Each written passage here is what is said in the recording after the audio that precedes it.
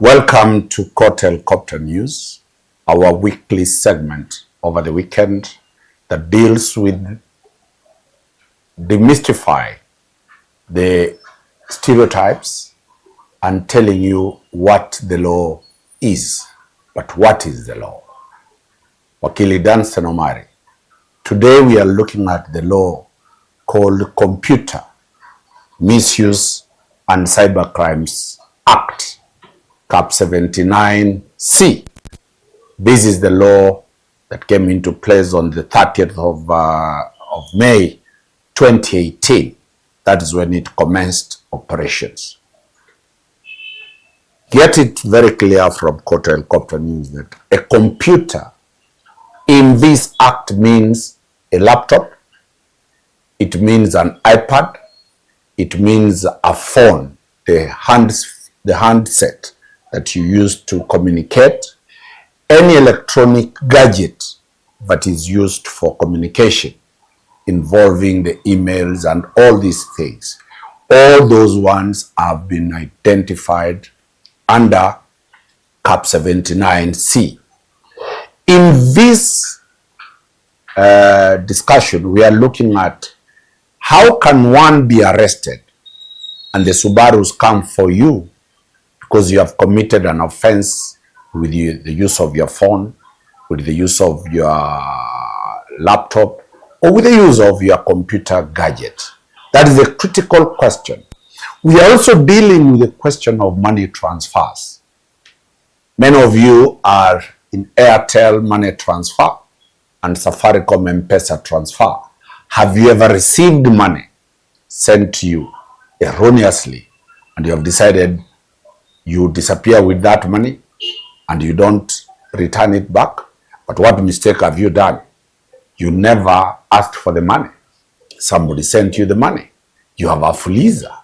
What offense have you committed? So today we'll be looking at the offenses, and the offenses of the computers or the phones start from Section 14 of the Computer Misuse and Cybercrime Act.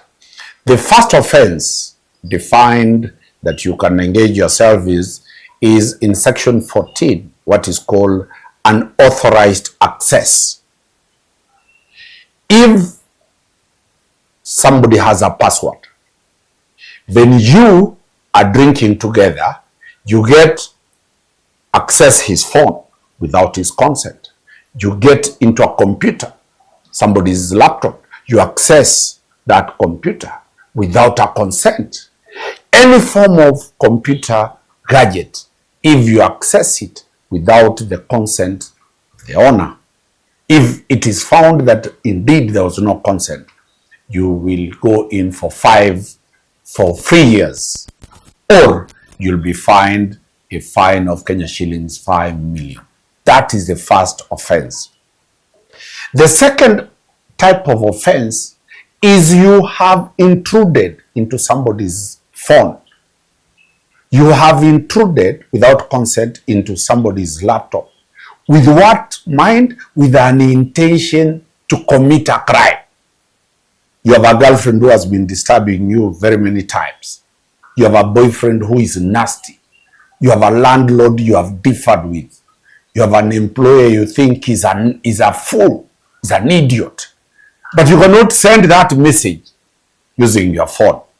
Then you wait, your friend, you are drinking together, he goes elsewhere, you get into his phone, then you send that offensive message. You send a message from somebody's phone threatening to kill another person. So the intention of accessing that phone was to commit a crime. Do you know what the penalties is? You'll be convicted and you'll pay a fine of Kenya shillings 10 million, or you'll go in for 10 years, or for both. So those people who get their girlfriends to come to visit them, their boyfriends to come and visit them, at the dead night, they get into the phone, send a message, commit an offense, you are likely to get 10 million shillings fine or 10 years imprisonment or both. That is section 15 of this offense. The third one is unauthorized interference. Somebody's gadget. You start changing, putting a spy app in his phone. You get it there, you change the password, you get there, you put your own systems of GPS location, so that this is interference with somebody's computer, somebody's laptop, somebody's phone without his authority. Equally, if you are convicted, you go in for 10 years, or you go in for 5 years, or you are given a fine of 10 million shillings. Section 17 talks about unauthorized interception. This is communication between Omari and Tony, my big marketer in this town. It is our communication. It is my communication between myself and my wife. It is your communication with your fiancé. It is your communication. Then somebody decides to intercept. That interception without authority is, if you have found that you have intercepted communication using your own gadgets, using your own systems, your own robots, you'll go in for 5 years and you will pay a fine of 10,000 shillings, 10 million shillings. What about section 18? This is accessing somebody's password. Each computer gadget has a password. It has somebody's password. The email has a password. The phone has a password. M-Pesa has a PIN.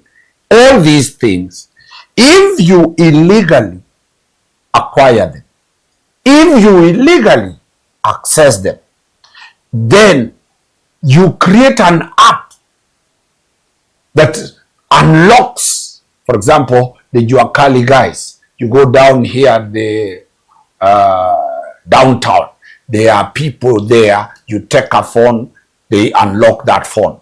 They give you an access. Then you are able to get the data in that phone.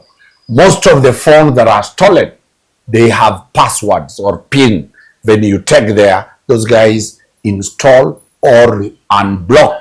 These are M-Kopo phones that have been bought on hire from dealers. Somebody who unblocks those things. If you are found and you are convicted, you pay a fine of 20 million shillings or 10 years or both. Then, if you disclose, Section 819 talks of unauthorized disclosure of passwords. For example, you are in charge of passwords in an organization. 2, you know the password. Somebody has given you his password or her password in confidentiality. If you disclose the password of another person without his consent, you stand a chance of getting 5 million or 3 years or both.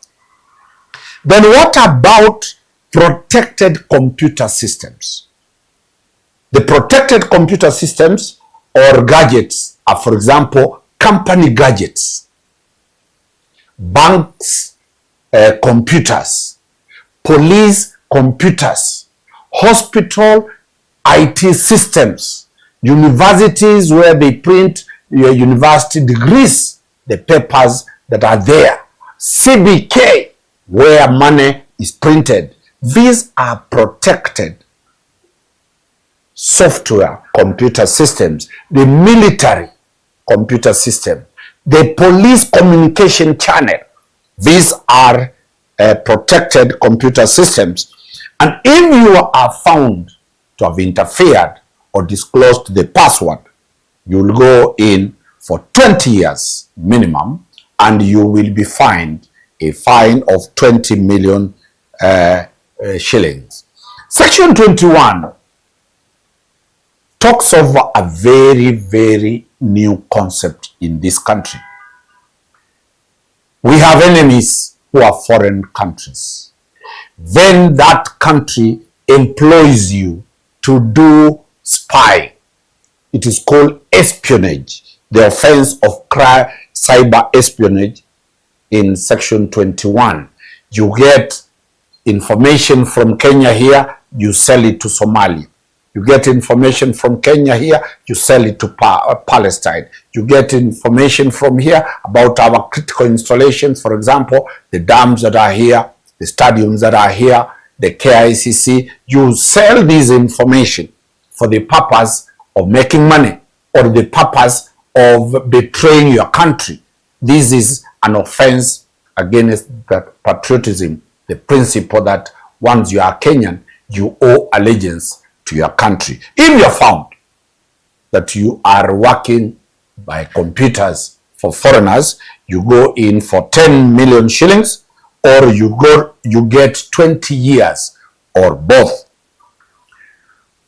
All those things, those offenses that we have dealt with are classified as serious offenses. Do you now understand why your phone can be the reason you languish behind the prisons for many, many, many years? Do you know why the phone has become the reason why very many young people are behind bars? Do you now know that what you are carrying, that camera you have, that computer you have, that laptop you have, that phone you carry is provided for, that you must use it properly so that you don't break the law? That is our explainer for this week, which is phase 1, episode 1 on the Computer Misuse and Cybercrime Act, Cap 79C. For this weekend, we will be having next episode shortly.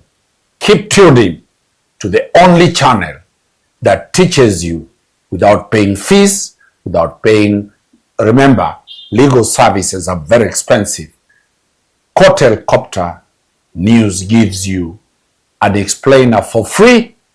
Keep watching, keep following every Saturday and Sunday from Wakili Danstan Omari. Thank you. See you in episode 2 of Court Helicopter News. Thanks.